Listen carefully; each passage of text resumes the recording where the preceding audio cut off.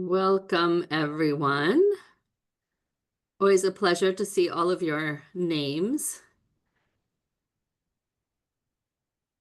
I also love seeing it's a matching game of people who have continued to be committed to GBV and have changed to other organizations or new consultancies but I feel like we have a really good endurance and resilience record of GBV actors.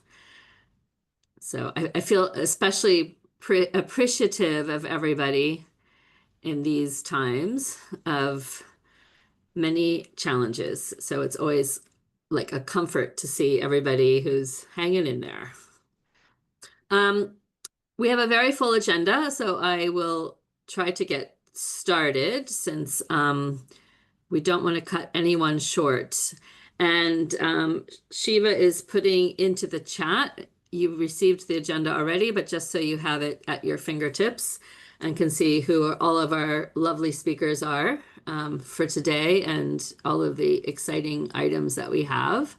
I know that a lot of people's time has been taken up with the very important issue of the humanitarian reset, and Astrid gave a briefing recently on that. So we're going to focus because we are continuing to do other work beyond the reset. So we are going to highlight and focus on some of these different critical issues that have been going on in the meantime. And then we'll try to say something very quickly at the end about the amazing work that the women-led organizations are doing. So, and I'll be fast on the intro because I'm actually speaking at the beginning of the first presentation, which is on Sudan. And I am here with Esmeralda, who you might remember from DRC, and now she is the coordinator in Sudan. She's been there a while now. I wanted to share that I had been, I think many of you knew, I had gone on mission to Sudan with the Global Protection Cluster. This is something that is part of the Protection Cluster recommendations that we had on doing joint missions. And we had done our first one to Somalia. And when I say we, I mean the Global Protection Cluster Coordinator, Ron, the coordinator from Child Protection, the coordinators from Mine Action, and from Housing, Land, and Property. Where we all went together and saw the different protection issues and our different specialized areas within the four AORs. So we had done that in Somalia, and then towards the end of last year, went to Ethiopia. We had been also to Ukraine, and this year it was a commitment we made last year, but this year we went to Sudan.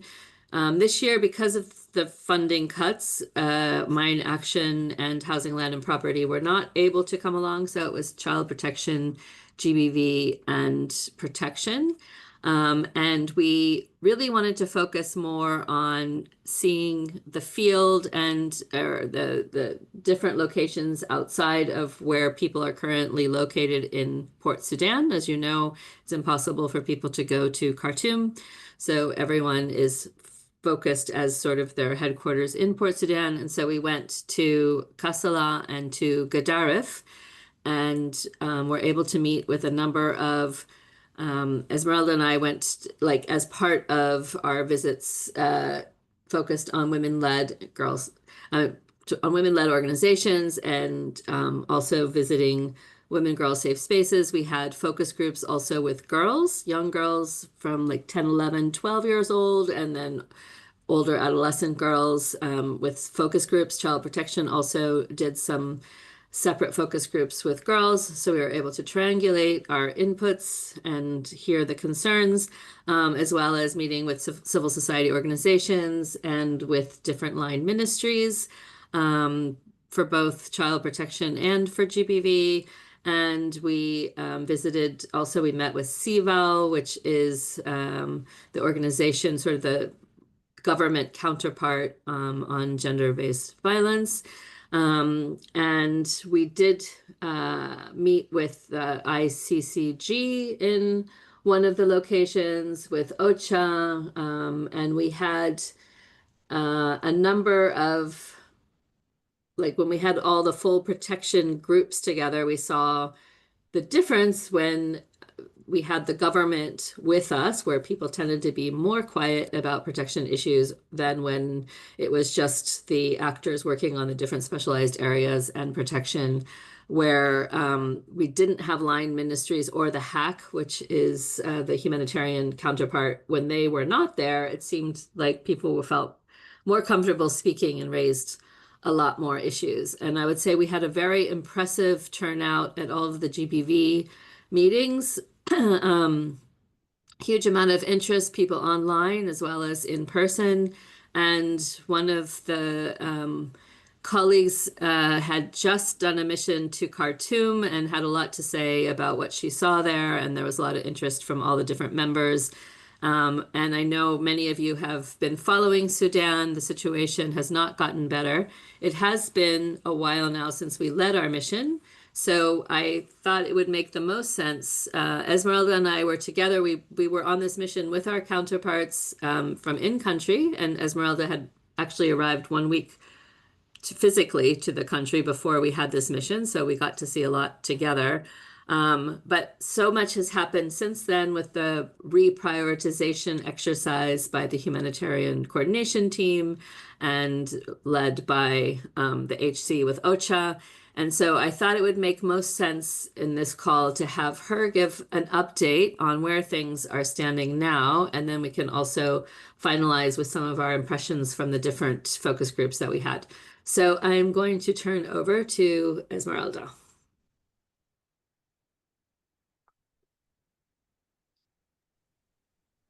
Thank you so much, Jennifer. Good afternoon, colleagues. So as Jennifer mentioned, I will try to be as brief as possible since we have a very big agenda to provide a little bit of the context of what's happening now in Sudan. Next slide, please. So as you already know, the humanitarian crisis has displaced over 13 million people. And unfortunately, we see the situation of people, especially women and girls living in IDP site, also have a toll in terms of the increased GBV risk. So since the war started in 2023, we've seen also there has been a report that indicated a sharp rise in terms of also conflict-related sexual violence. And so that's why if we're taking in terms of the HNRP, it is estimated about 12.1 million women and girls are at high risk of GBV. And based on that, there has been, as Jennifer mentioned, giving the context, there has been a reprioritization for all the sectors. So that way we will be also more focused on some of the essential package. And for the GBV services, this means, of course, case management, MHPSS, but also ensuring that women and girls have access to the women and girls safe spaces as an entry point for the specialized services, but also for referral. One of the key things to understand in the context is that the access to justice remain severely limited, and we see the impunity for perpetrator continue to grow unchecked, including for all type of GBV and conflict-related sexual violence. And unfortunately, the other aspect is, as we've seen, harmful practices such as child marriage, FGM, and domestic violence remain widespread. And some of the gain that we had in gender equality reversed in the onset of the war, as we've seen in some community, there's this belief that basically FGM and child marriage is a way and a mean to protect young girls, especially adolescent girls. So this is also giving us, showcasing us the rise in terms of GBV needs and the rise also in terms of needs for protection of women and girls. Next slide. So as part of the response, what we have seen in terms of response, most from January to April, over 1,016 individuals has been reached through GBV services.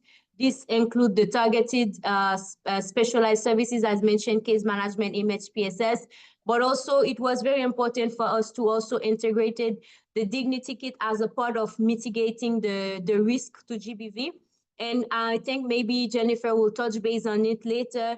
When we visited also during the mission, we've seen many women and girls also expressing the difficulty that they had because they don't have the basic, how they are more exposed also to sexual abuse, how they're more exposed also to all sort of GBV.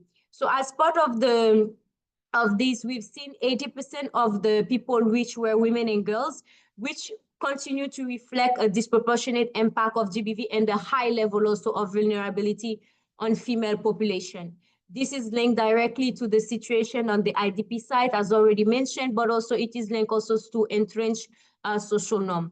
The other aspect, we still see also 12% of men and boys also were reached through the services, including MHPSS. So this also it's tell us we need to highlight and to provide inclusive services to address the unique vulnerability across all gender. The majority of the people which were the IDPs, which underscore the acute protection crisis or the need that we see in displacement setting. And I'm sure all of you have heard what happened recently in Tarila, but also the same is happening in other places, and not only in the Darfur, but also in the northern states, where we see an increase of displacement and movement, and unfortunately a decrease in terms of actors having the capacity to provide the support. Next slide. The other core in terms of coverage of the GBV AoR, so there are services in all the 17 out of the 18 states. But while we see service providers reported the availability and provision of services, but we know it's quite limited due to the insufficient fund, but also to some administrative constraint, but also access constraint.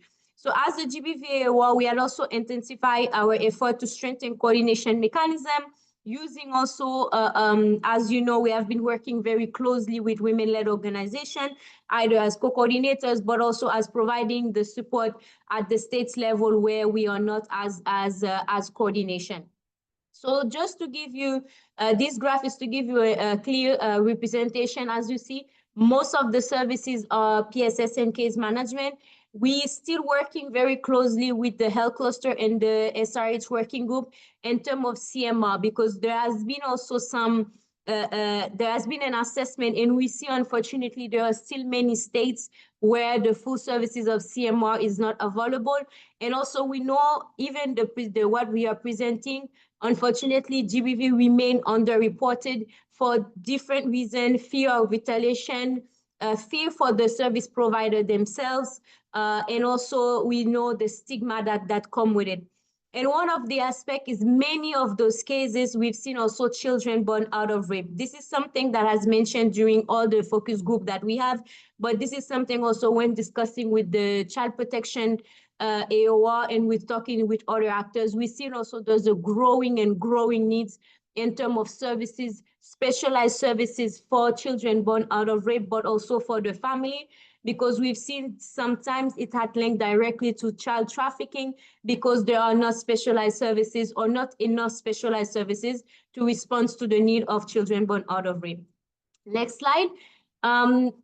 Just quickly to explain, to present to you basically the impact that when we are talking about the impact of the defunding, we've seen 14 states out of 18 and 39 localities has been directly affected by recent fund reduction. This has limiting not only the reach, but also the sustainability of critical GBV services. What we have seen is that many women and girls safe spaces that serve as an entry point has closed or scaled down.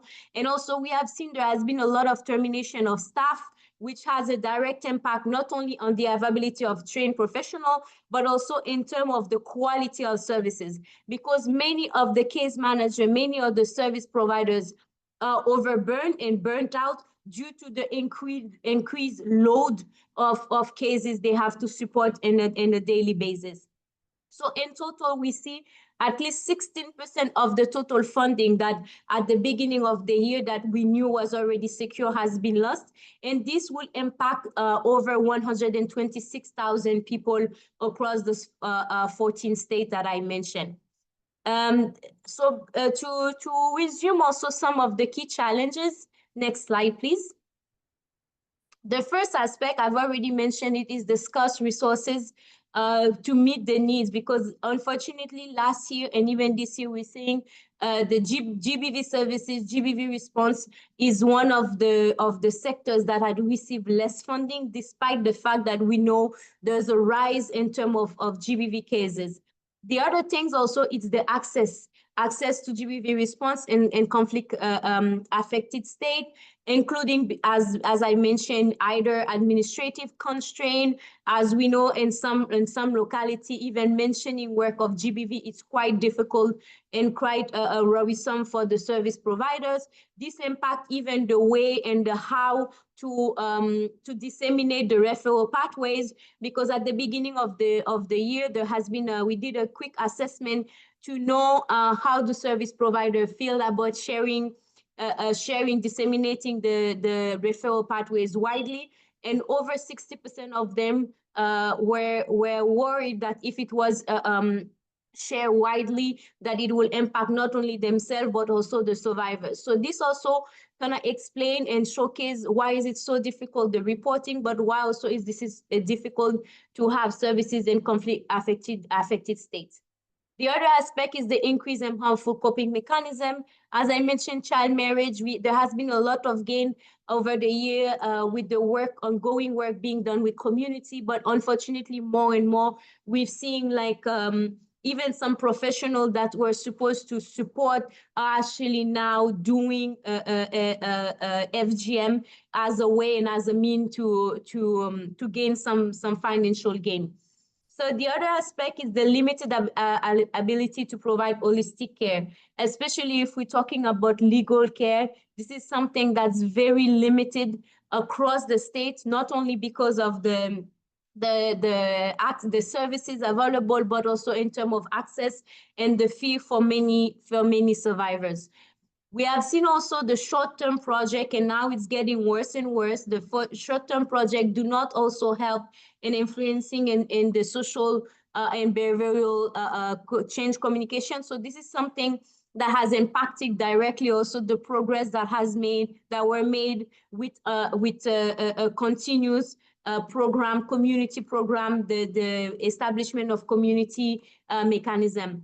And I want to take some moment to talk also about the deterioration of the formal justice system. As you know, giving also the context, the system is quite in existence in many of the states, and we've seen that there's a belief of impunity by perpetrator, and to a certain extent a normalization of GBV.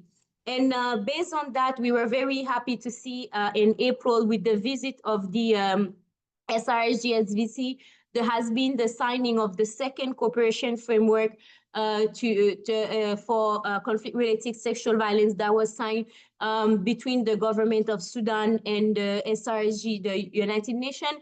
And we really hope with this new framework, we'll be able to all the actors, including women-led organizations, to really work on the formal, on the reform and also in improving the justice system. So that way also we can see that fight against impunity. The other aspect also that was very important and that was raised during her visit, it was also the reparation aspect and also the support, the full support for conflict-related sexual violence survivors. So these are some of the key challenges that we've seen. And of course, we have also the aspect that every other days we have a new hotspot, this mass displacement, and unfortunately, we don't see an increase in terms of the resources available to provide the services that are needed. So as the GBV AoR, what we have put into place some key priority action. The first, it's with the CPAOR, it's to have a desk review of the legal framework on children but out of it. So really to better see how to respond to the needs, but also how to advocate better for changes in terms of the legal framework, because as I mentioned, this can lead to child trafficking, this can lead to child exploitation. So this is something that we are concentrating on to have a progress. The second aspect is we continue, especially in the context that we are continue to strengthen the capacity of local actors, but most specifically women-led organization, not only on case management, because they are most of the time the frontliners, but also in terms of coordination, so that they can continue to support coordination, they can continue to support this role and ensure that the services are available, but also all the other aspects of coordination are being undertaken at the states level, where unfortunately we don't always have the capacity to be there. And lastly, one of the key questions that we always have from donors, and ourselves also, we've seen there's this lack of data. So that's why I think many of you are familiar with the Voices assessment. So there was the first Voices that was done in 2020. And for the time being at the GBV AoR, we are planning to do Voices from Sudan this year, hoping that will help us also understand better the context the ever-changing context, but also how we can make sure to reverse some of the aspect that we're seeing happening, including in terms of child marriage, FGM, but also in terms of intimate partners violence. So in brief, this is what I wanted to present, and please let me know if you have any question or need for clarification. Over to you, Jennifer. Thank you, Esmeralda. And just to say, there is going to be, and Anna's going to put in the chat, a regional update on Sudan that Esmeralda will be sharing. And Anna's going to put the information into the chat. It's very short, the amount of time that we had set aside for this. So we hope to also have a more extensive global level briefing in the future. And just to say, we did from the GPC mission present to donors, and we also presented to the Global Cluster Coordination Group. We have a report from that mission coming out this week that will be shared also back to the lead agencies for them to also take note of the recommendations. And I just want to appreciate that Esmeralda was stuck outside of Sudan, because I don't know if everyone heard, but there was a drone attack on the airport in Port Sudan, and that meant UNDSS asked her to wait. They were worried about if they might need to evacuate people. And then also to say that with the funding cuts, we did lose the international coordinators in a number of locations in Sudan. And so one of the plans is to train some of the nationals or looking at women-led organizations to coordinate in the different locations and to strengthen the capacity, as Esmeralda mentioned. And just to say that we were in communities as the different, just not only women, girls safe spaces, but child-friendly spaces were part of this stop order from the United States, and that communities didn't understand what was happening in many cases and couldn't figure out why their services suddenly stopped. There's been a lot of back and forth on funding, so some of those have been able to reopen, others have had to close. But it is a very challenging environment, but we did see a lot of resilience among the women-led organizations who are by no means going to stop. They're very passionately concerned about the future of women-led organizations. And so we really are looking for ways to be able to continue to support and make sure that the work moves ahead. So thank you, Esmeralda. And now we're going to, I'm afraid we don't have time for questions and answers, but like I said, there will be more spaces in the future to have interaction on Sudan. And then I want to move over to listening to adolescent girls. And this is a review of the inclusion of adolescent girls' needs within the humanitarian response in Northeast Nigeria. This was something that was undertaken between UNICEF and UNFPA. So we're going to be hearing both from Isabella from UNFPA and Laura Korteman from UNICEF about their learning. And I think, you know, even though it's located specifically to Nigeria, specifically Northeast Nigeria, it's also a lot learned that we can use in other locations. So over to you, Isabella and Laura. Great. Thank you, Jennifer. Good evening from where I'm sitting in Vietnam. I'm really pleased to be here. So Isabella and I are going to share this presentation. I'll kick us off with the overview and a little bit about the background and methodology, and then Isabella will go on to share some of the findings and recommendations and where we go from here. So quick introduction. So my name is Lara Quarterman. I sit within the GBV IE team at UNICEF in headquarters. We carried out this review jointly between UNICEF and UNFPA, partly because it was a joint commitment that had been made at a high-level roundtable at the end of 2023. That roundtable was co-hosted by the ERC and the Call to Action. And so we were really pleased that we managed to get this done. It was no small feat, many moving parts. I think we should just address right off the top that the data was collected in autumn of 2024. The report, which I've just put the link in into the chat, the report was published in early 2025. We're all operating in a very different context, not only those of us working in Northeast Nigeria, but globally. And so we recognize that, but we still think there's a lot of validity and relevance in what we heard, particularly from adolescent girls and their experience of the humanitarian response. Next slide, please. So I want to go ahead and say that while this was jointly led by UNICEF and UNFPA, it was very much an interagency effort. And to guide this review and to design sort of innovative, methods to be able to capture the data, we had a very robust and active global technical working group. And I really want to take a moment to mention the actors that were hugely supportive at the global level: NRC, NORCAP, INTERSOS, IRC, Save the Children, Plan International, Women's Refugee Commission, Church World Service, Global Survivors Fund, UNHCR, WFP, and OCHA. And then in country, we had additional support from Norwegian Church Aid, IMC, and the GBV AoR. And I want to just make that point because it was not only interagency that we were leading it between two agencies, but we were looking across the entire system, which also means that it was multi-sectoral. So while Isabella, I'm going to get your name right this evening, Isabella, I promise. Isabella sits in the GBV section of UNFPA, as I do in UNICEF. We were actually looking across all of the sectors and the structures that were in place. Of course, naturally, this meant that we were going to hear about concerns around protection, and I don't need to explain to this group what a survivor-centered approach means, but we were not asking anyone any direct questions about their own experiences of violence, but we were cognizant that we may have proactive disclosures of violence, and so we worked through partners on the ground that understood the referral pathways and the services available and could make safe and confidential referrals if that came up.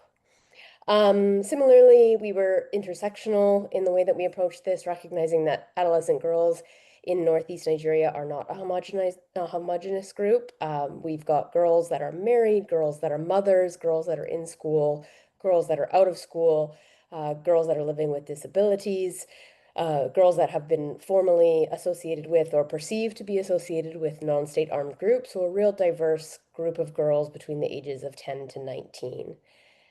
And last, but certainly not least, we were really insistent at making sure that this was a participatory process. And again, I reflect back on those partners that were helping us achieve this on the ground, that we were able to have adolescent girls participate in the review and tell us what they wanted the humanitarian actors to do more of, less of, or different. Next slide, please. So not to go over the details here too much, just I want to draw your attention to that last point, that we had almost 200 adolescent girls participate, and where it was most appropriate, we also invited their caregivers, and we had 28 of their caregivers who I think were overwhelmingly, if not all, women. We also had 8 women-led organizations participate in key informant interviews, and so I know that we're operating in a very different context and that the recommendations were made in a space where we knew funding was shrinking in Northeast Nigeria, but we didn't necessarily anticipate where it went or where it's gone. But because this is what girls themselves told us they need and where they identified the gaps in the response, but also equally where they identified where things were working well for them, they're not going anywhere. So regardless of what the system looks like 6 months from now or what the funding profile looks like 6 months from now, I think it's really important that we don't forget the fact that their needs aren't going to change. If anything, they might get worse, or intensified in terms of the lack of access to services and aid. But the findings, which Isabella will go over in a moment, remain valid and relevant for our future work going forward. And particularly, we really encourage you to use this report for influencing and advocacy throughout this humanitarian reset process and wherever we land at the end of it. Next slide, please. And I think this is when I pass over to Isabella. Yeah, over to you, Isabella. Thank you very much, Lara. So I will continue with the rest of the presentation. We will focus a bit more on the findings and the recommendations now. Well, first of all, I will introduce myself. My name is Isabella Flisi, and I sit in Geneva at the Humanitarian Response Division of UNFPA. So, well, as you can imagine, we had a lot of interesting findings from this report. Well, first of all, we can say that there is awareness of the unique needs of adolescent girls. However, one thing is to have awareness of their specific needs, and the other thing is to be able to respond properly to those very specific and unique needs. So what was identified is that disproportionately adolescent girls are underserved during the humanitarian response. And we identified, as you can read in the report, different areas that really need a strong attention. So let's start by saying a few words about the sexual and reproductive health area, which is a very sensitive one, where there are several barriers and limitations for access to services, including some cultural norms, including taboos, and different type of limits for adolescent girls to reach out to services, and in particular also to contraceptive services. There are significant gaps in clinical management of rape, lack of women clinicians that can attend the specific needs of girls which prefer to talk to women and not to men when they access SRH services.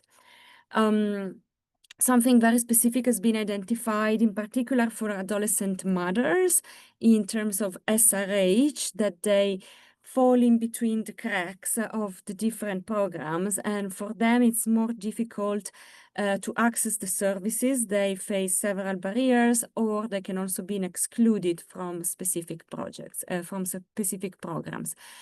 And this is for all services in general, where it has been identified that there are certain girls, adolescent girls, that are more difficult to reach. And for them, there are more barriers or different barriers to access services. On menstrual hygiene, also, there are interesting findings which shows that despite all the efforts to distribute sanitary pads through schools, women and girls safe spaces, and other distribution mechanisms, still there are a lot of gaps beside all those efforts. So there are gaps remaining, and adolescent girls are telling us that those supplies are not received regularly, or not, the quantity is not enough.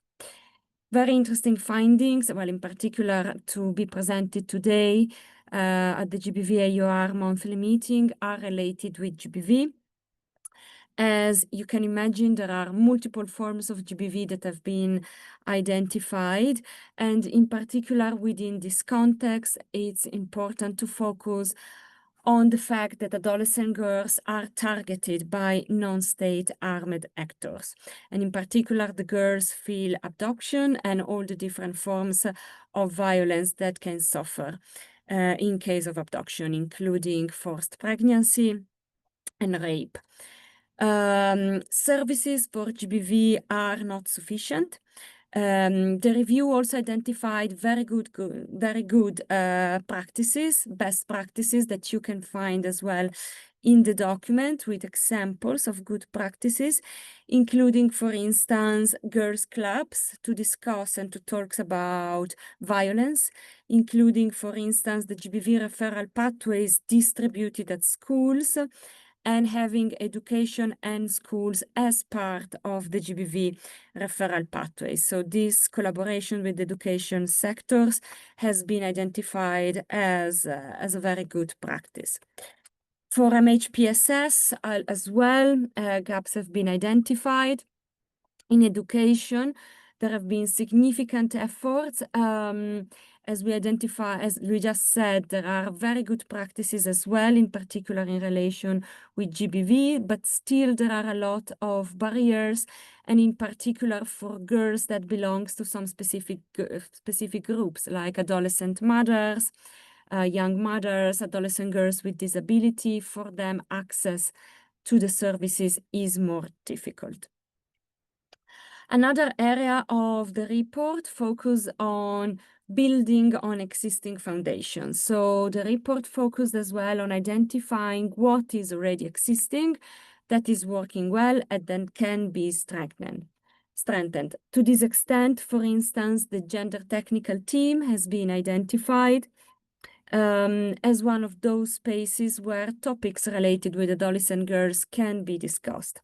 As well, in the child protection and in the GBV subsectors, the adolescent girls' topics and needs are very well understood, and advocacy is being done. So really, these efforts are worth to be strengthening.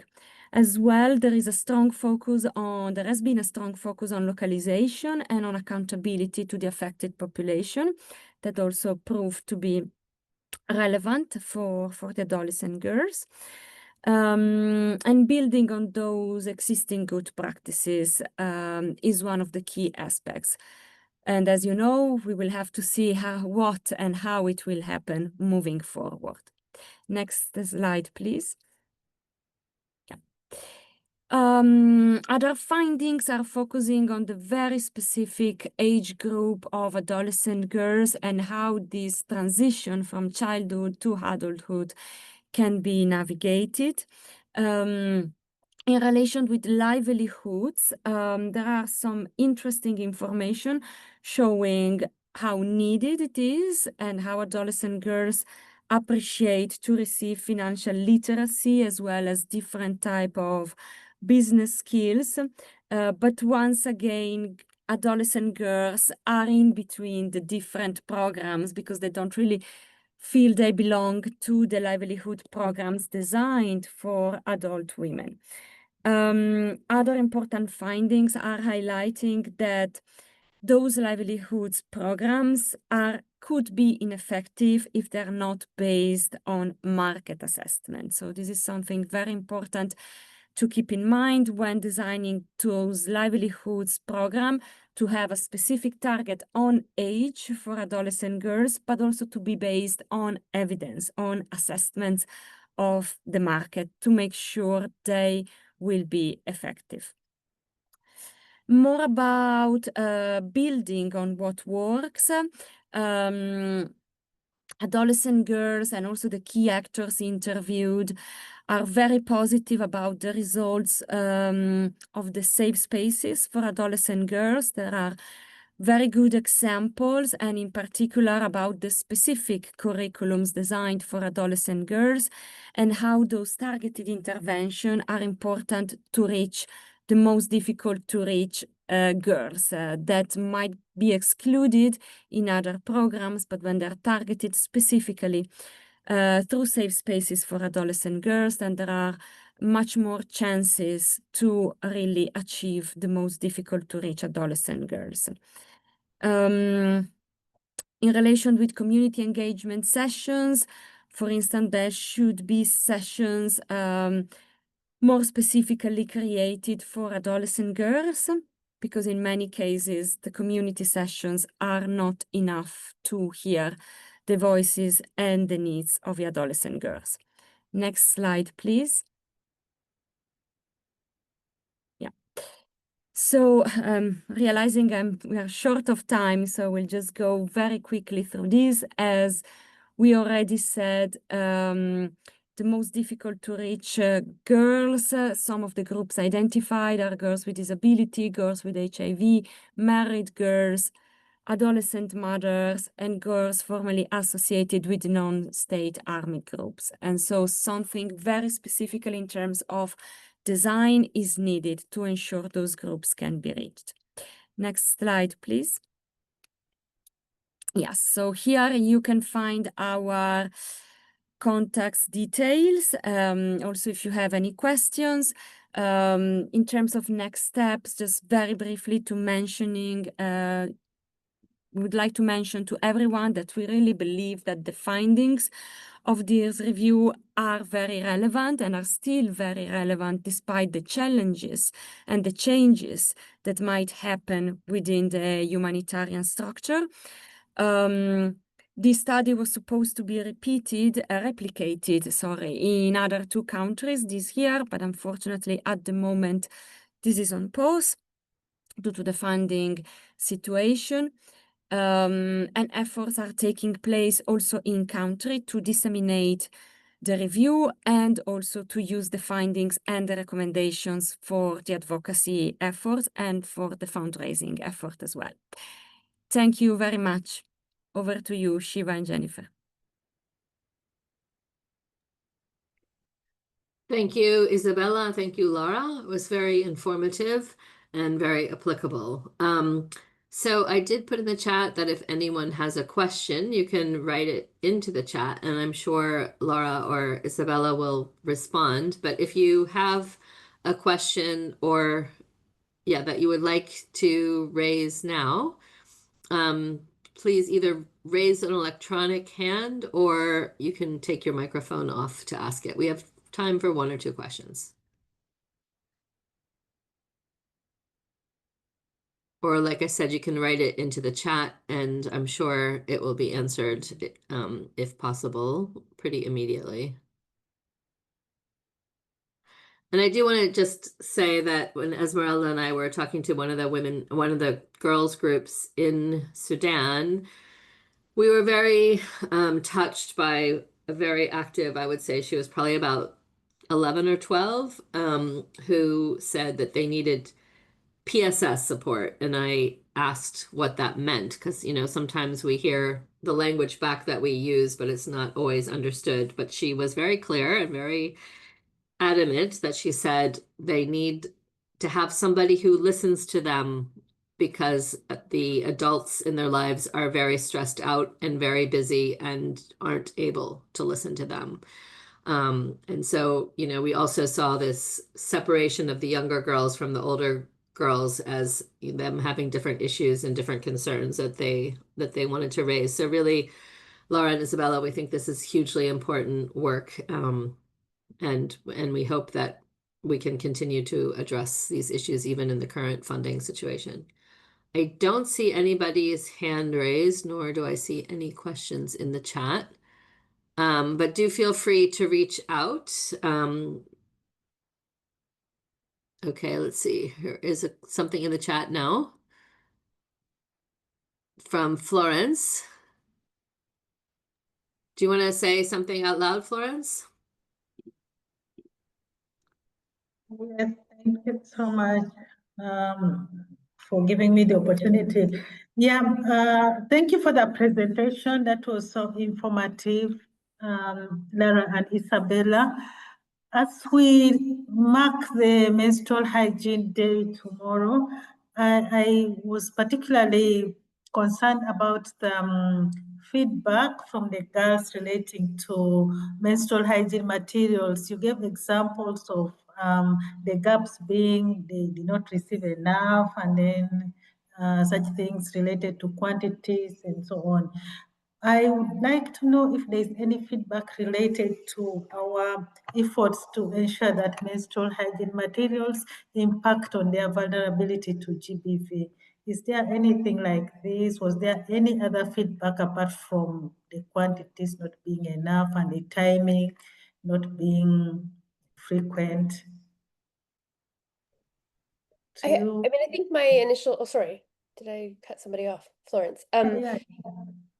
Yeah, I think we didn't hear that it was the reason that they needed menstrual hygiene materials and related equipment. And I think that second half is really important because it was that and I say equipment, I mean, we're talking about underwear, we're talking about basins, we're talking about water to wash reusable pads.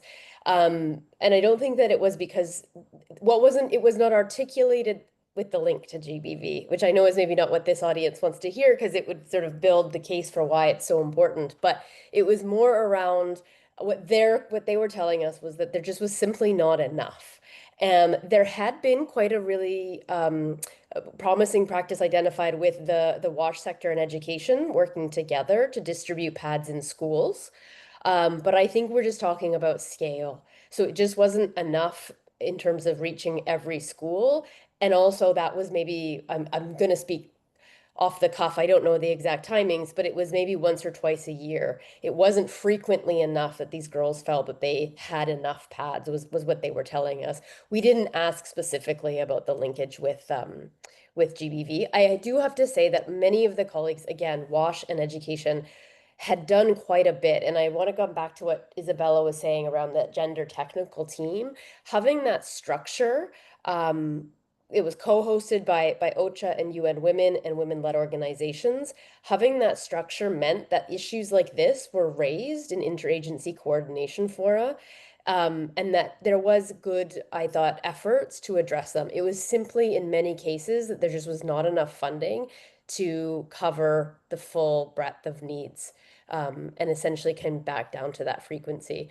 I mean, I think we also heard a lot about the social norms being harmful not only to adolescent girls in their own communities, but there was also some worrying reports that we heard of harmful social norms being exhibited, attitudes and behaviors of humanitarian actors. We never got down to exactly what that meant, but it was raised a number of times. And I think we also need to consider who are our frontline staff. So if you're doing a distribution of menstrual hygiene materials, who is doing it? Are there enough women on those teams? And making sure that we're removing every single barrier that those girls can get pads and everything that they need to manage their periods. And I think there is a linkage around if you don't have that, then what happens, right? And so that's to me the obvious connection with GBV. It wasn't expressed necessarily by adolescent girls or their caregivers, but I think we can draw the line quite clearly to risks. I mean, your mobility is restricted. You're not able to go to school. You're not necessarily moving freely in your community. I hope that was helpful, Florence. Yeah. Thank you. It looks like there's some more comments in the chat. So I think feel free. We're going to move on to our next speaker, but I think Laura and Isabella will stick around for a little while longer. So if there's other questions or if you want to put your emails in the chat, Laura and Isabella, so people can reach out to you. I know there's a huge interest in this group. And like I said, we were being led by Plan, to start a task team looking at child marriage and beyond, like looking at more issues directly impacting adolescent girls as an issue of interest to the AOR. So I think that there is a lot of interest. So please do also put your contact information in the chat. So just so we don't run out of time, and if we have extra time at the end, we can come back to some of the questions, but I want to make sure we give all of our speakers their time allotted. So our next speaker is going to be Jean Ward, who I think many of you, well, probably know her in many different capacities with many different hats, but today she's speaking to us as the GBV AoR Helpdesk. And she is going to be talking about how to apply feminist approaches to humanitarian action. And I think you're aware that we have in the past highlighted different products that are coming out of the help desk, as well as in our quarterly update. Always presented new articles or technical pieces that are being developed by the help desk. And Jean, I'm going to ask you if you at the very end can just say something about the help desk, since it had been with the stop order, it had stopped functioning or is put on pause for a little while, but my understanding is it's now functioning again and open for new inquiries. They weren't taking on any new inquiries for a while. So if there's anything else you want to say about that as well, please feel free. But over to you, Jean. Okay. Sure thing. Thanks, Jennifer. And thanks in general to the support to allow me to do this presentation. I really appreciate it. Shiva, I just was going to share my screen just to show the paper so that folks have a kind of view of what it looks like. I don't know if I can do that with Yeah, let me just- sure. 1 second, I can give you access. Voila. Now you can. Okay. All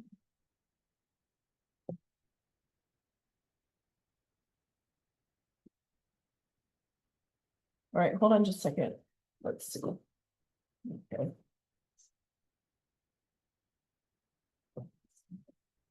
Let's see if I can. Okay. Can you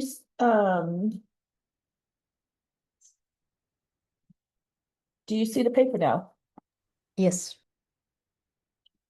Okay, great. So thanks again, Jennifer. Thank you, Shiva, for your support. And nice to be here with everybody. I don't always get a chance to join these meetings, and so it's really great to hear updates from colleagues and see the names and faces of people I haven't seen for a long time. I'm going to be talking with you today about a help desk product that I wrote with Joel Voss in 2024. Actually, I wrote it from over 2023 to 2024. We published it in August of 2024. And the focus of this guidance note is on applying feminist approaches to humanitarian action. And so this is what the product looks like. And one of the things that I wanted to show you is that at the very end of the product, there's a bunch of recommendations for actions that are listed in tables. And we'll get to what's the content of those tables are. But I just wanted to give you a sense of very sort of specific information that exists on how you can kind of take some of the recommendations of the guidance note forward. So how do I now I want to not share anymore. Let's see, hold on just a second.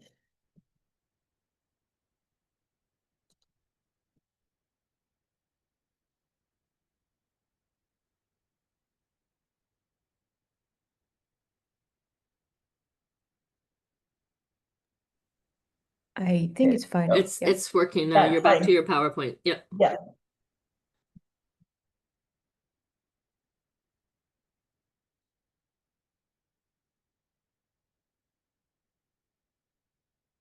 Okay, great.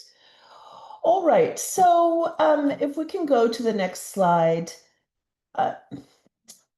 Joel Voss, who was the co-author for the paper, was a student at the University of Virginia, which is a university close to where I live now that I'm back in the United States. And Joel was very interested, as was I, on looking at broad humanitarian systems and how they apply feminist principles and approaches.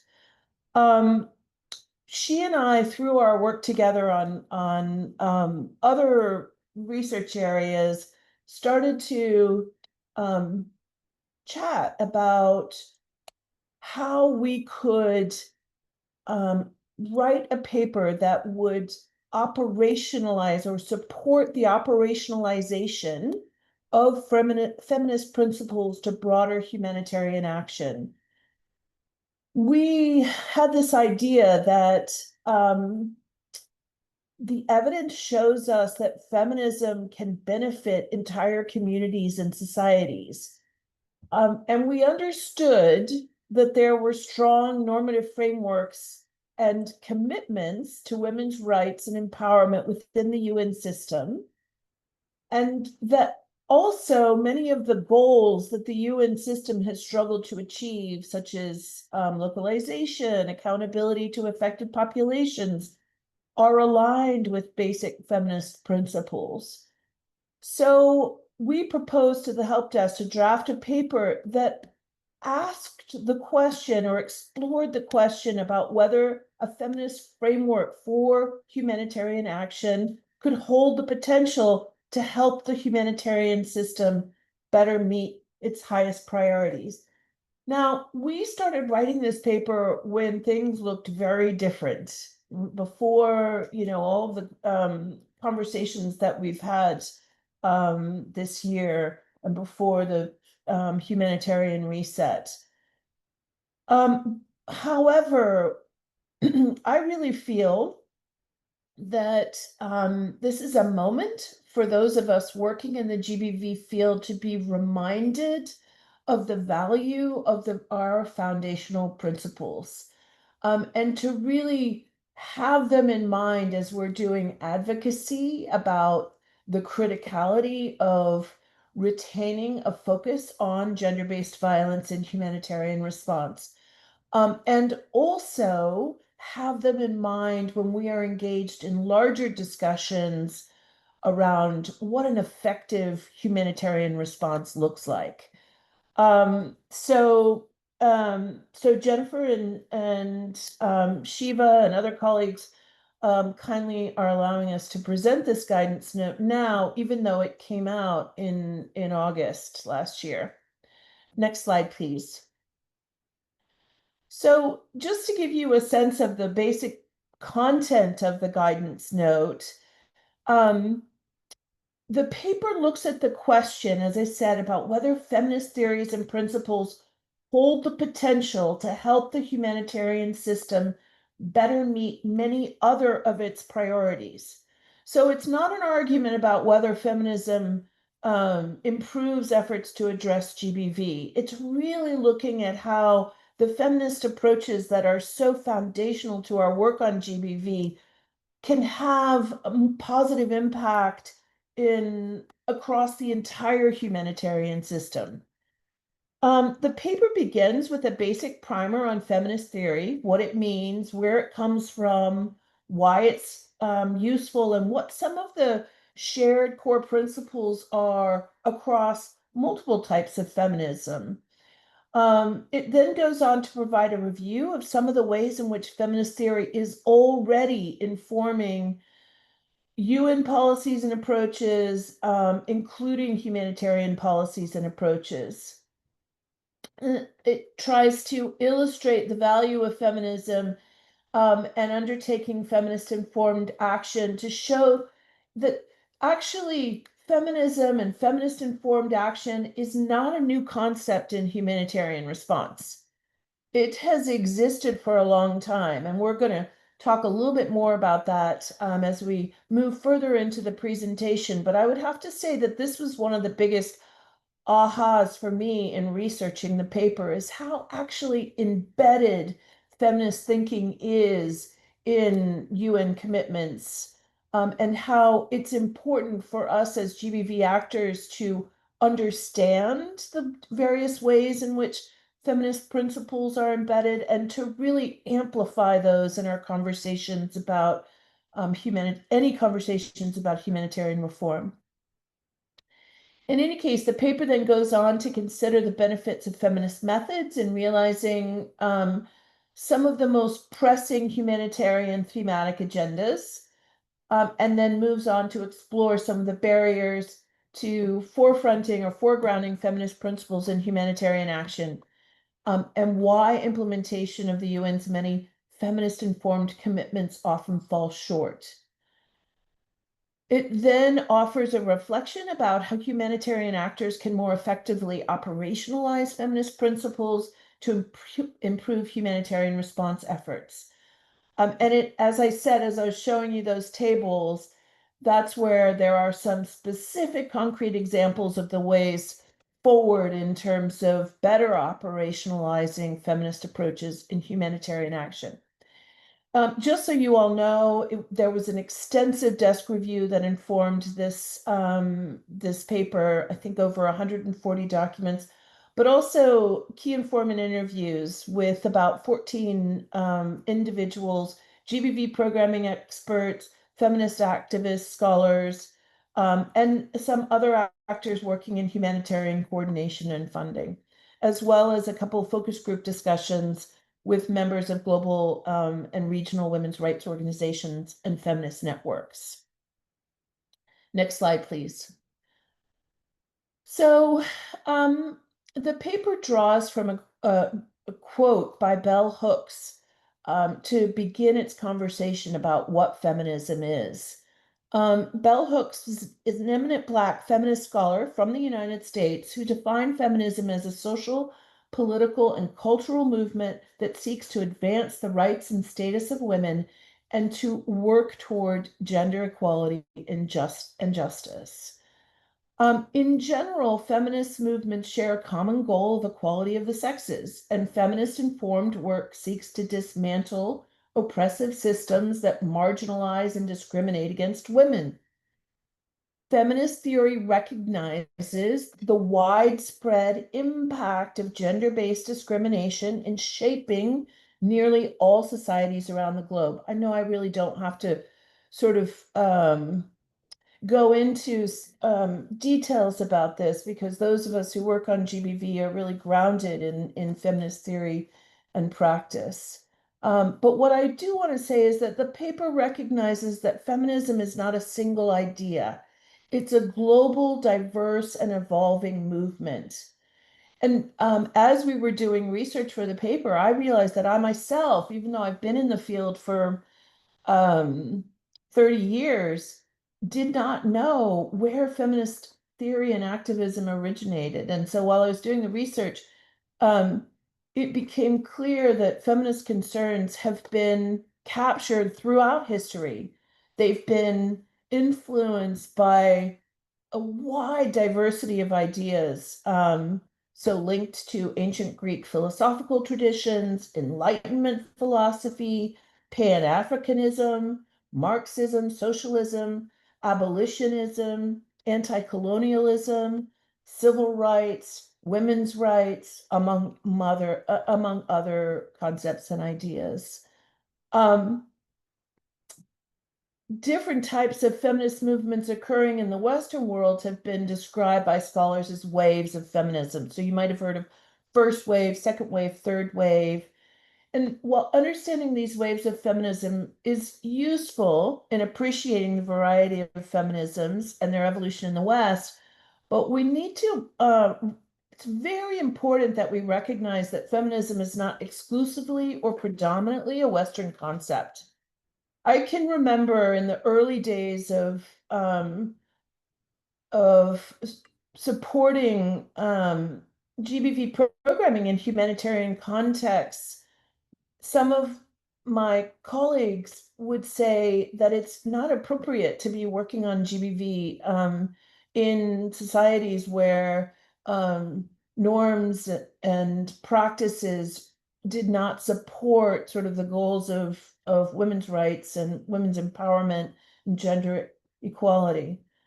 The truth of the matter is that outside of the Western world, feminist movements towards gender equality, towards women's rights, have proliferated and existed long before we started working on this issue in humanitarian contexts.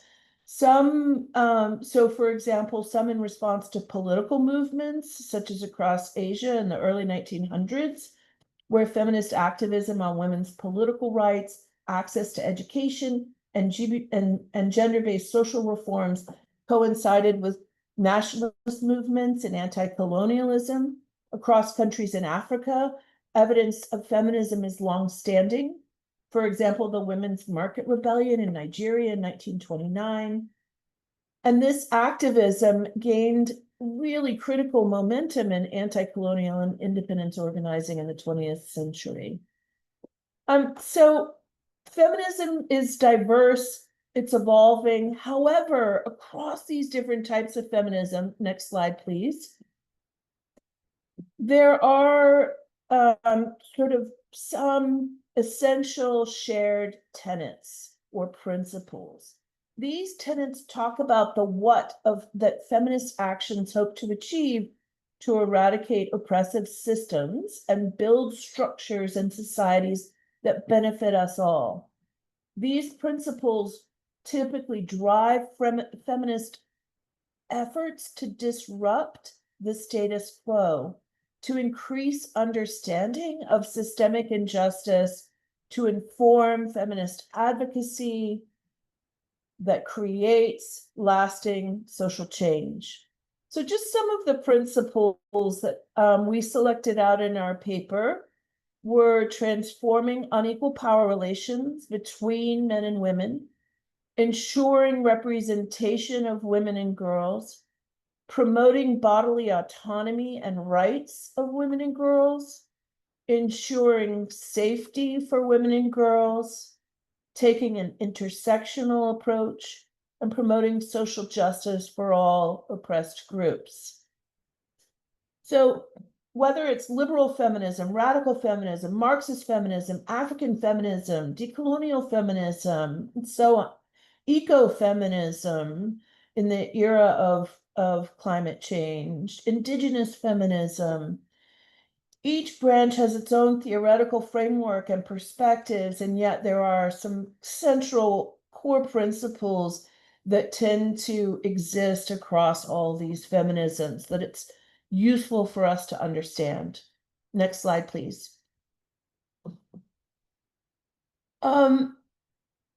As we started thinking about the benefits of applying these core principles to humanitarian action, we started from the understanding that the evidence tells us, so this is really evidence-based knowledge about the fact that feminism can benefit not just women and girls, but entire communities and societies. I think you all are familiar probably with the McKinsey Global Institute study that found that gender equality in the labor force could add 28 trillion to the global GDP over a specific time period. Feminist approaches are shown to improve health outcomes, particularly in areas such as reproductive health and, of course, GBV prevention. Feminism supports more effective political representation and policy making, which in turn, and this is very critical for our work in humanitarian action, in turn produces more stable and resilient societies. So we have the evidence that more gender equal societies tend to be more peaceful and less prone to conflict. Addressing gender-based violence, addressing women's rights, supporting gender equality are all strategies for sustainability of peace and for durable solutions that are so critical to our work in humanitarian response. Next slide, please. So, as I mentioned before, one of the biggest takeaways for me of this research is how deeply embedded feminism already is in the UN system. In many ways, the UN has been a leader in supporting international feminist movements. And there is some discussion in the paper about the critiques of the role of international institutions in advancing feminist activism globally. But what I want to focus on here is just really the successes of this international feminism in advancing women's rights especially through agreements and conventions such as CEDAW, DIVA, and the Beijing Platform for Action. Now, all UN agencies and their implementing partners are responsible for supporting the uptake of these resolutions, these conventions, these goals and agreements. And that's something that we need to bear in mind as conversations in the humanitarian space in particular are shifting back to a needs-based orientation, and are sort of articulating a prioritization of emergency response. That short-term kind of approach to humanitarian action actually doesn't align with many of the sort of goals and commitments that the UN agencies have already signed on to, whether they work in humanitarian space or in the development space. Jean, you have 3 minutes left. Like it's already been 20 minutes. So we might need to set up another call to have like if you really want to have a dialogue, but just to let you know, I think you have a lot more slides and yeah, we have one more presentation after you. Sorry. Okay, no problem. So let me just let me just emphasize this, that in the paper speaks to the fact that feminism is not new to the UN, and that's something that we need to remember in our advocacy. Let's go 2 slides forward. Key informant interviews noted a number of barriers to applying feminist approaches in humanitarian action. And one of them was that feminist values tend to guide technical interventions like GBV service provision, for example, but they are not embedded in the structural design of humanitarian systems.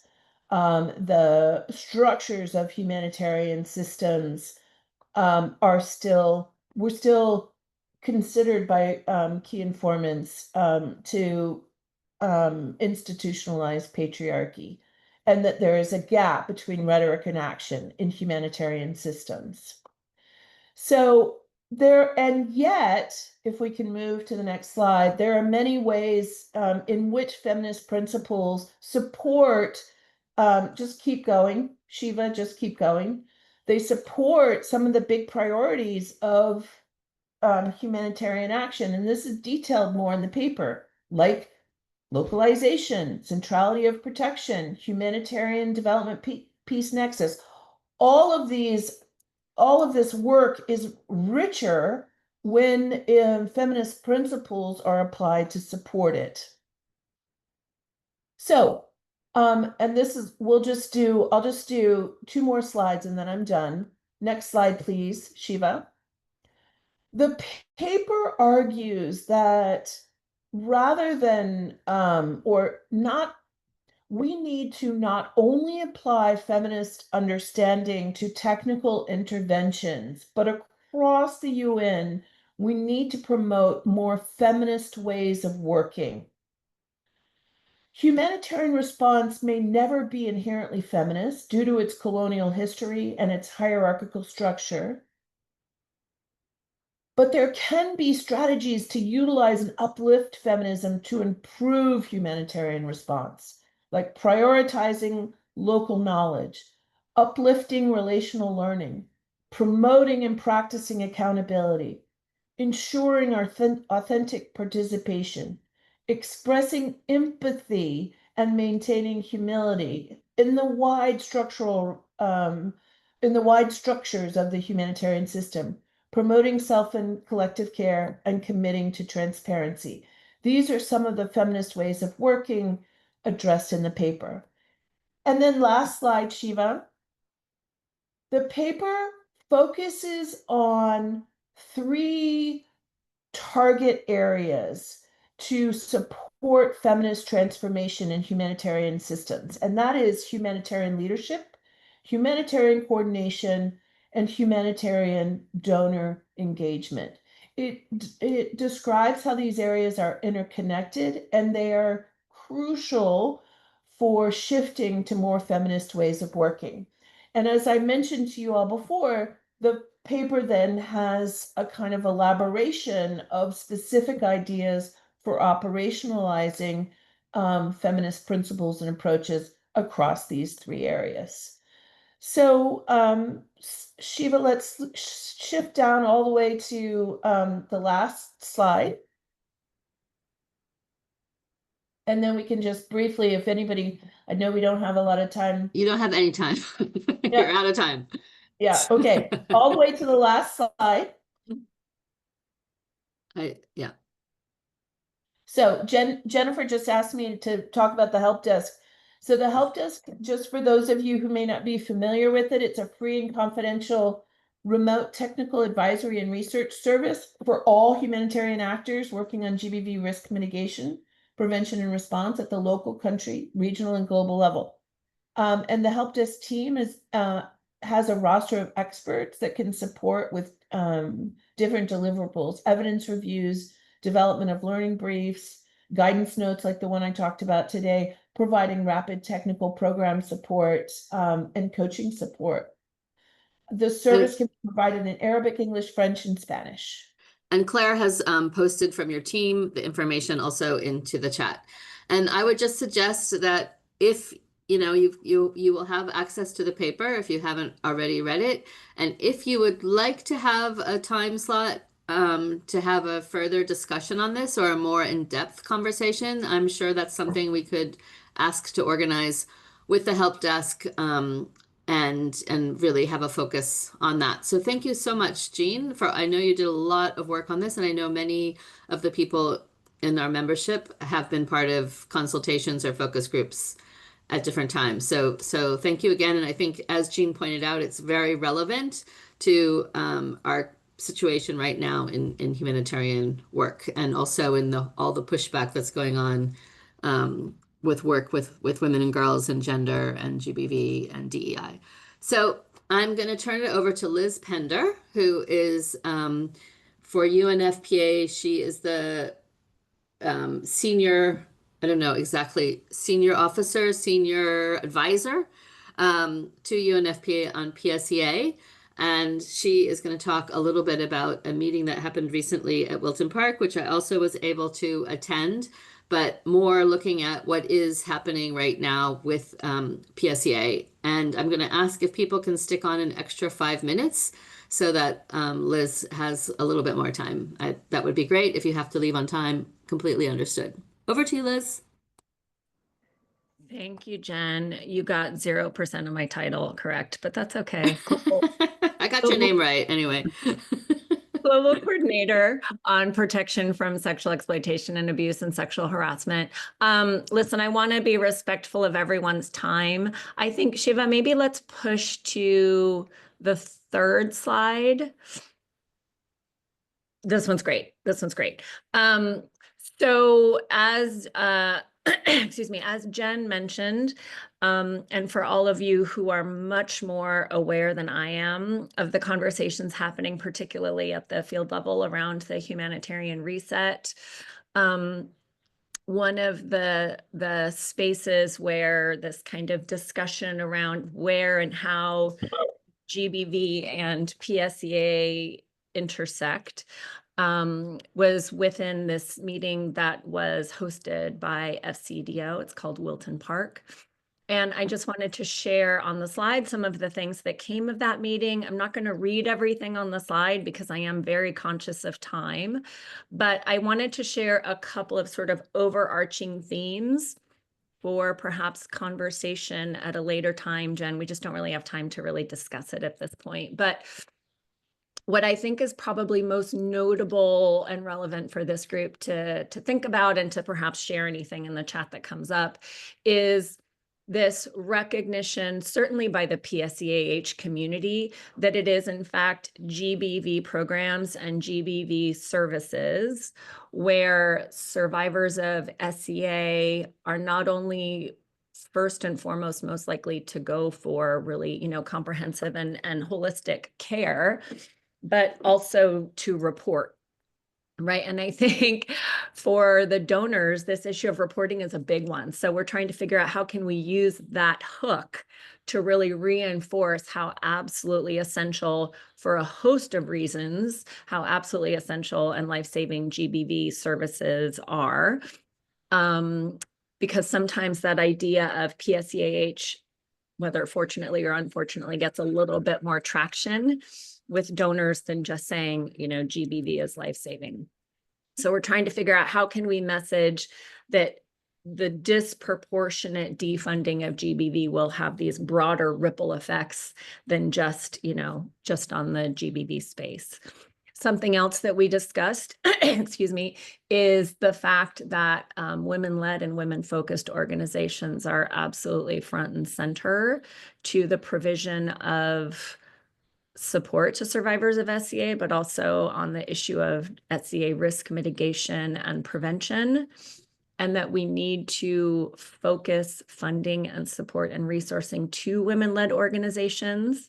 But we need to be really, really careful about shifting the burden of accountability onto women-led organizations, right? And not wanting to put them in some untenable positions, right? Because it will still be the personnel of larger organizations that are perpetrating SEAH, right? And so we don't want to put this burden on women-led organizations to be accountable for the perpetration of SEAH.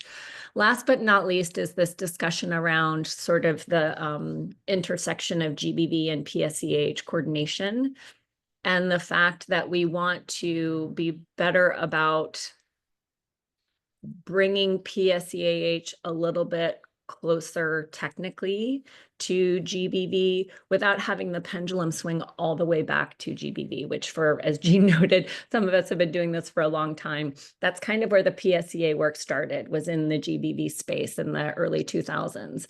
And now the pendulum has maybe swung a little bit too far to the other side, where it's just about sort of organizational accountability, and this should be core to every organization's work, but not really drawing from the expertise or the learning of the GBV community. So unfortunately, and I'd appeal to Jen to see if she has anything to add, I don't know that we really landed on concrete actions necessarily, beyond some of those that I just named. Jen, I wanted to see if you wanted to add anything, or if there are any kind of specific questions that we wanted to sort of explore in the next 6 minutes. Well, I think the question around women-led organizations would be good for us to, in the near future, explore more in terms of, I know that there are a number of women-led organizations who work on GBV and PSEA, and in fact, the global letter that they have that they wrote and have been having other women-led organizations and civil society organizations sign on to makes reference to both GBV and PSEA. And I remember in a focus group conversation, one of the representatives saying that, you know, they don't separate all of these into silos in the way that sometimes internationals do, and that they're working on all of these issues like gender, PSEA, GBV, as in an integrated way within their work, you know, and I think this issue around making sure, especially now that we know women-led organizations have been the hardest hit, that we don't expect more for less, as they keep saying in the humanitarian reset, right? Like, how can we facilitate and support without expecting things to just be taken on, and really listening to women-led organizations on how we can support them and what's the support they most need for these different humanitarian issues and PSEA. Yeah. And I think, just to also say, at Wilton Park, I think what struck me was just hearing how that accountability is such a critical, you know, because I think we were one of the questions we had asked in terms of considering options for the reset was, should we have a block that is gender, GBV, PSEA together? And what I was hearing in Wilton Park was that there was kind of a concern that if PSEA was merged together with GBV, then it might become more focused on services for survivors of PSEA, and that kind of agencies or organization humanitarian aid workers might be left off the hook in terms of accountability. Yeah, exactly. That was a big one. I feel like that was really kind of the sticking point. I think something else that is probably worth noting, and I'm appreciating the comments that are in the chat, and they definitely resonate with me, is that everyone in the room at Wilton Park basically felt, you know, if we have to prioritize where funding goes, we all agree that funding has to go to GBV programming, right? That really needs to be the priority, and ideally to women-led organizations, but that it has to be done thoughtfully and has to be done in such a way, again, without creating this untenable burden on women-led organizations. And as Jen said, without also giving, you know, allowing organizations to abdicate their responsibility around accountability and ensuring that our programs are not actually creating or amplifying violence or creating or amplifying harm. So that to me is where we haven't really landed. The PSEH community is hard. We're sort of struggling with what to deprioritize in favor of prioritizing certain things. I will say the other interesting discussion is around kind of establishing a funding earmark for PSEAH. And there was some conversation about, well, what if we have organizations commit to Jen's point of less can do more, commit to having, you know, 0.1 to 0.2% of their budgets dedicated towards PSEAH, which is, you know, an absolute drop in the bucket. I think the struggle there is if we just resort to PSEAH being kind of mainstreamed, is that enough? Is that also kind of 6 steps back instead of, you know, the steps forward that we want to take? And, you know, Jean made a comment about needing to make the business case for certain things. I don't know why we still have to do that, but we do. And I think there is a lot in the PSEA data that can really reinforce why protection from SEAH is in fact, particularly the prevention stuff, is in fact very cost efficient, it's cost effective, it's good business for XYZ reasons. So those are some other things that we're really trying to pull out. Let me just see if there's anything in the chats. Yeah, there's a lot happening in the chat. Jen, do you want to say something quickly from what you wrote in the chat? Hi, everyone. Yeah, it got a bit lengthy, but what I realized with this whole discussion around pulling indeed PSEA more potentially into the GBV space, but recognizing we don't want to completely take PSEA either and let go of the responsibility that other sectoral agencies should still be doing internally. I mean, it really starts to reflect similar approaches in the GBV programming, I think, where we have on the one hand, of course, focus on risk mitigation and organizational in each of the sectors. What do people still need to do around GBV prevention and mitigation, as well as our standalone programming? And maybe if we start phrasing it more like this, there is the expert level standalone SEA stuff that needs to happen, and there remains the organizational, more compliance-focused training for all staff, etc. Perhaps that's a way to also start thinking about it.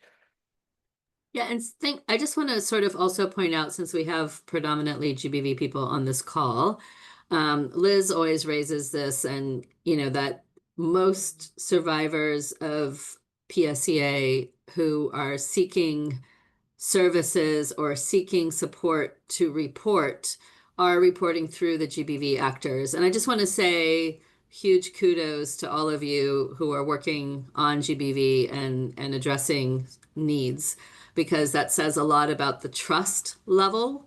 And I think, yes, what you're saying, Genchi, about compliance, I think, you know, if we talk about pendulums, sometimes there's a swing within PSEA so much on compliance that it's forgetting about the needs. And if the needs aren't met or actions aren't taken or there seems to be impunity, then also people don't see a reason for it. Just like we know GBV is underreported and PSEA is also underreported. But Liz, can we circle back to you? And just to say, I think, I just put in the chat that both Jean's discussion and this one are both would merit a lot more conversation. So I think if you let us know if you're interested, we could look at organizing a sort of, we can call it something new, create something where we can have like a dialogue session just on one of these topics and have a conversation about it. And I know Liz would be happy to facilitate. And I think Wendy Q, who is in the Secretariat, would also be very open to being part of that. So back to you, Liz.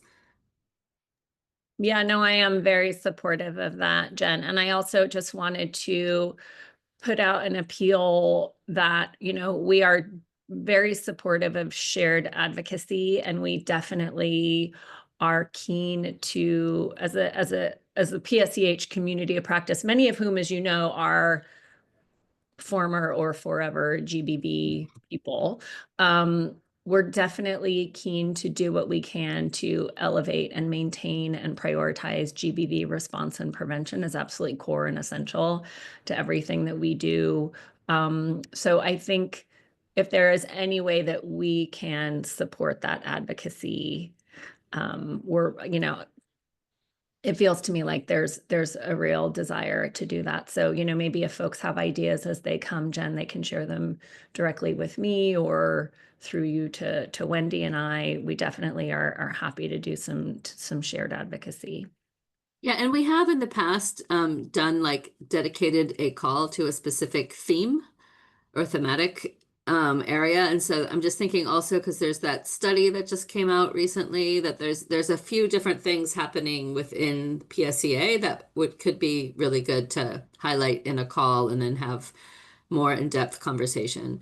So also feel free to send us your ideas if you think there's topics you would like to see us cover within a dialogue on PSEA and GBV and how we can kind of move that pendulum that maybe swung a bit too far back towards the center. And I think what we have been very clear, at least within my interactions with PSEA and PSEA people that I've been talking to, is that we do not want to compete with each other. We see our areas as being very complementary. And even before the current funding cuts that have happened or are happening, we had already committed to looking at ways to for better synergies and to work in supporting each other to improve both areas of our work because, we do see PSEA as a form of GBV and it makes sense for us to be coordinating as much as possible, but also recognizing there are some differences when it comes to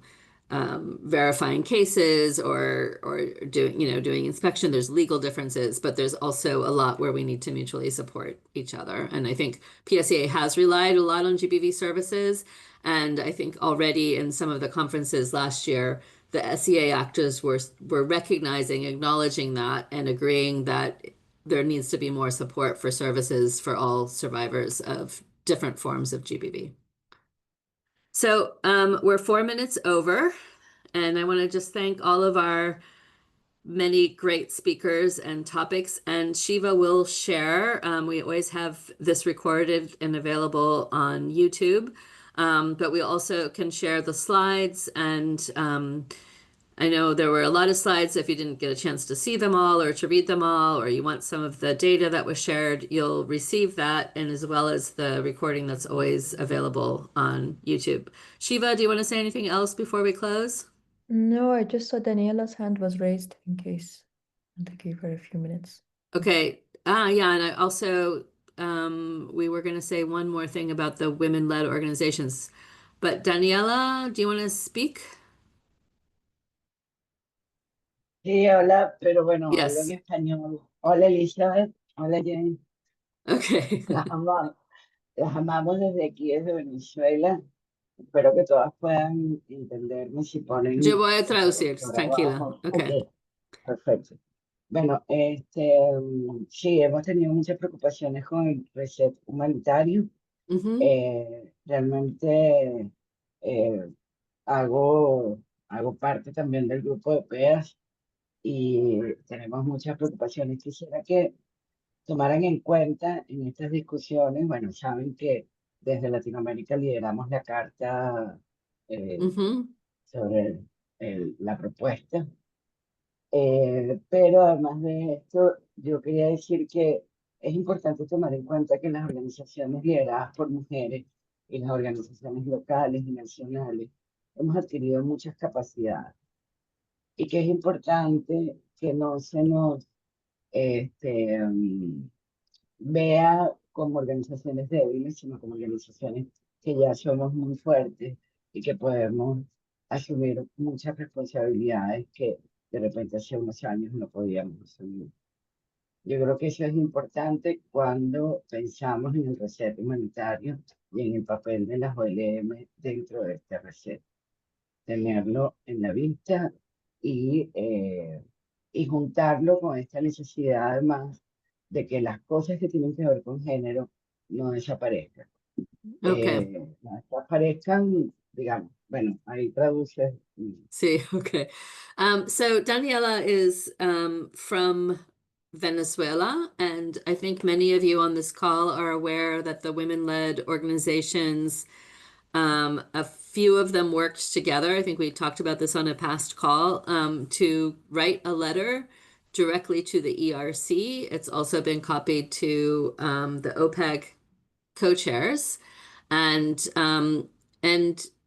Daniela was expressing their concern about losing the space that has been there in the humanitarian space, especially in GBV coordination, co-coordination, co-design. I'm actually not translating right there. So she expressed her concern about losing the space that they've developed, and saying that women-led organizations do have a lot of capacities and they're very strong, and they want that to be acknowledged during the reset. So she's just also reminding everyone about these capacities and the importance of maintaining this space. And that's what's being addressed through this global letter that a number of you have signed. ¿Querías decir algo más, Daniela? Or... No, bueno, decir nada más que aprecio mucho que estemos juntas en este momento, Okay. porque es un momento de inflexión, porque la arquitectura humanitaria está sosteniendo la respuesta a las mujeres y a las niñas en el mundo entero, y sobre todo en los países en crisis. ¿Y Entonces, están todavía recibiendo firmas? hasta hoy ya tenemos cerca de 380 firmas y hoy Okay. vamos a mandar, ya están compilando las chicas para enviar. Okay, so just to say that Daniela wants to remind everyone that she's very grateful for this space that we have here, because all of you as are actors that are responding to the needs of women and girls, which is why she's also very worried about losing this space.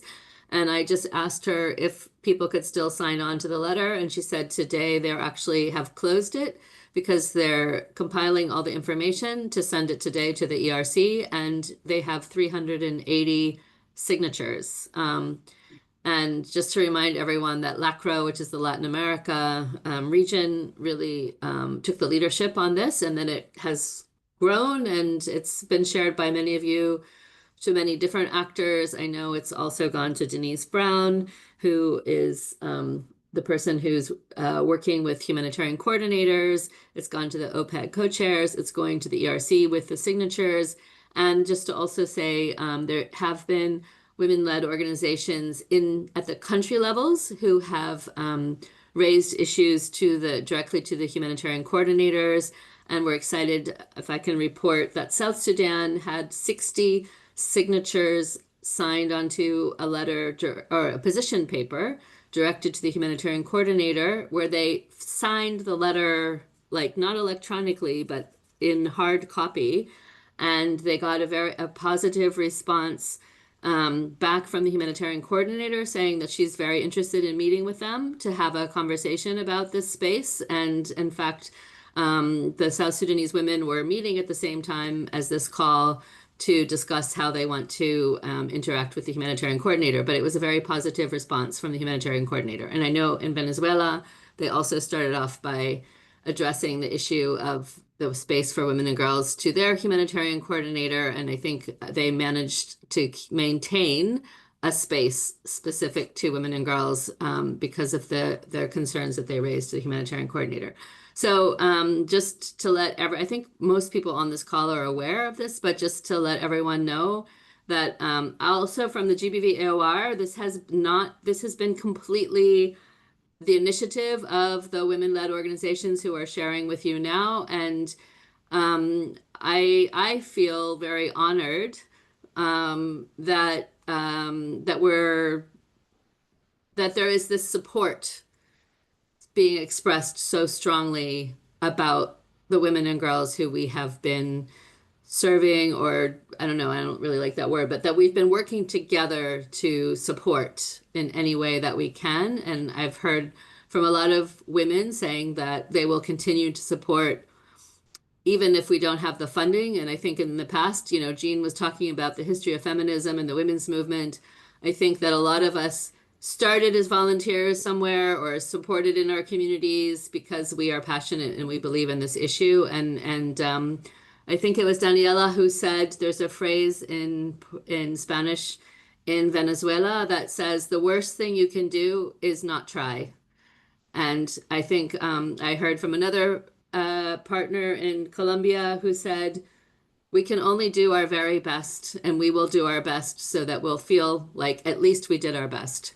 So just, yeah, a moment of sisterhood with all of you, and a big thank you to the women's organizations and civil society organizations and some of the INGOs. I mean, many people have been moved by this letter, so thank you all. Gracias, Daniela. Gracias. Vamos a recibir durante 2 o 3 horas más, Okay, porque okay. tenemos muchas firmas de Okay. Latinoamérica y nos faltan de otras partes del mundo para hacerlo más equilibrado. Okay, so Daniela said they're going to be receiving signatures for 2 or 3 hours more because they're earlier in their day in Venezuela. So if you haven't signed and you want to sign, it has been circulating, and please feel free. You have 2 or 3 hours left. Thank you, everyone. Okay. Ciao.